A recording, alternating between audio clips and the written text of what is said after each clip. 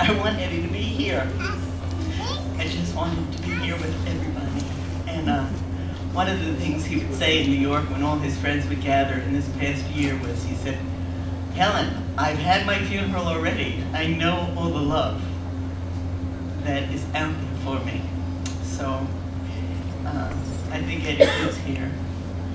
And now I'll read some of the things. I'm just thinking of all the memories in my whole life. I guess the other day when I heard he got really sick, I thought, he's in my body, he's in my arms, he's in my knees. He's part of who I am.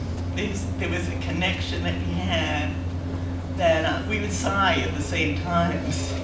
We would laugh at the same times. Even though we were very different in many ways, there was some organic connection, some psychic connection.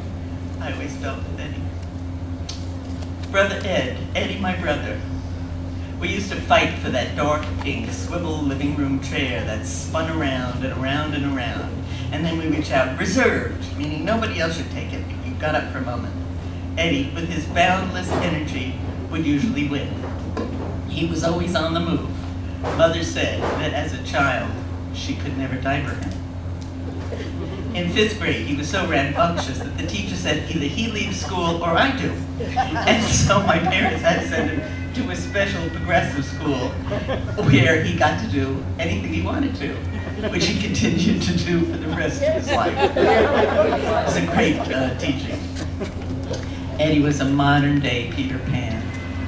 He always had that boyish spirit, ever-exciting next adventure, friends from childhood still close. Some of them always stayed with him to this very day. When he was 5, and when I was 5 and he was 7, he had a gang of wild boys, and his friend Arthur Pickler taught him to use a BB gun.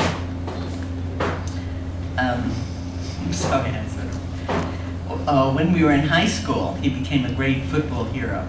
All the girls had crushes on him, and all the boys, even in my class, looked up to him. Many of his friends scared me when I was younger. They all seemed to tower over 6 feet. They were all really Rudy boys in high school. He was your original Rudy boy. He used to wear black leather boots and a garrison belt. And I remember my father trying to cut it up because he was trying to fight against Eddie's wild nature. And one time he went into the city and cut school, and he got to go on TV and win some great prize.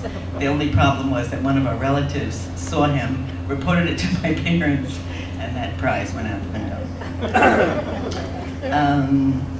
A Jewish Peter Pan. We were brought up having discussions around the tables of all sorts of topics.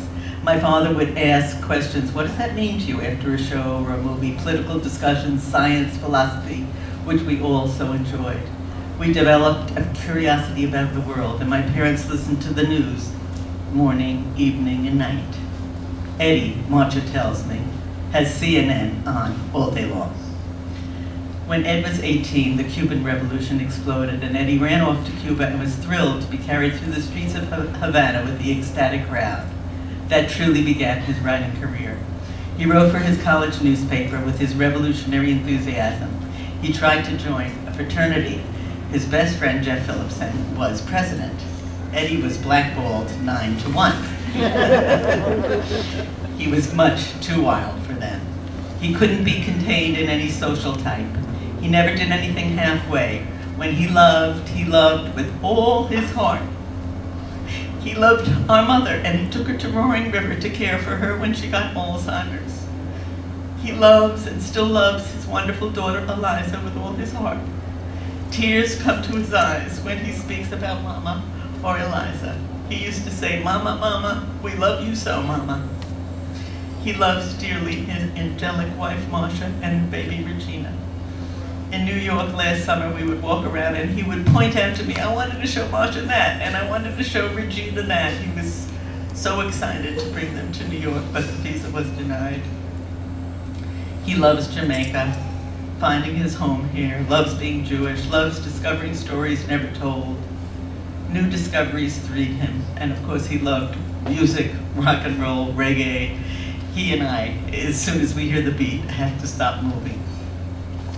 Eddie and I share that love. We share love for stars and galaxies and science fiction, dark energy and black holes, the universe. Last summer, all of us, Mary, Darryl, I, Eliza, and Eddie, went to the planetarium in New York, traveling through the universe together through the Hubble telescope. That's what I love best about Eddie. But what I loved best about Eddie was when we would sit around with friends and have discussions. He always made me feel he was proud of me, perhaps exaggerating my positive qualities.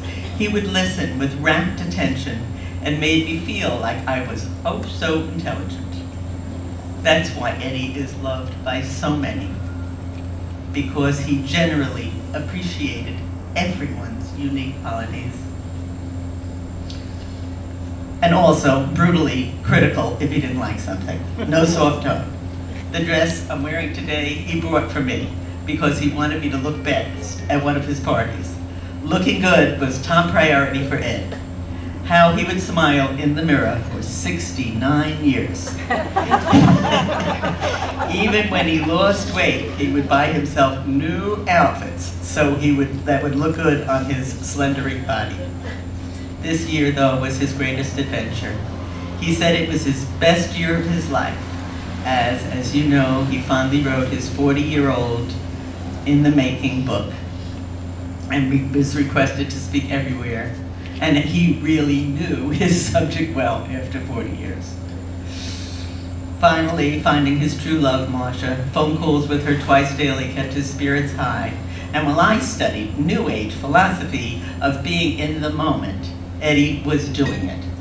He laughed death in the face and spoke how he looked like a pirate skeleton flag. I am dead man walking, he would joke.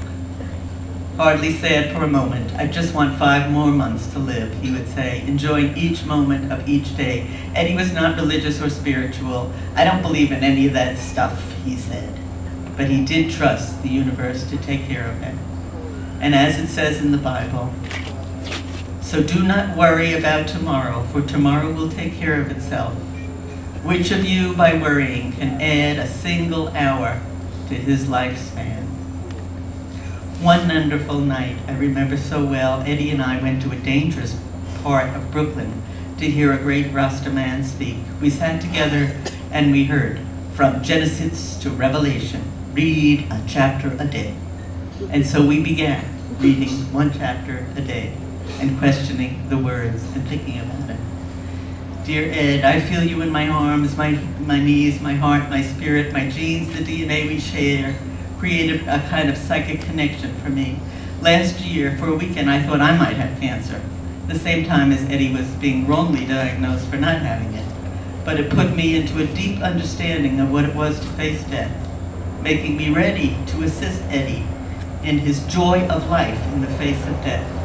So Ed, our own Peter Pan, who lived on an island and played with the pirates and always adventured and surrounded by a gang of friends, and even once married my best friend Wendy, who loved listening and telling stories, is now on his next adventure, that final frontier to explore strange, the new world, to boldly go where no one has gone before. Eddie, our love goes with you.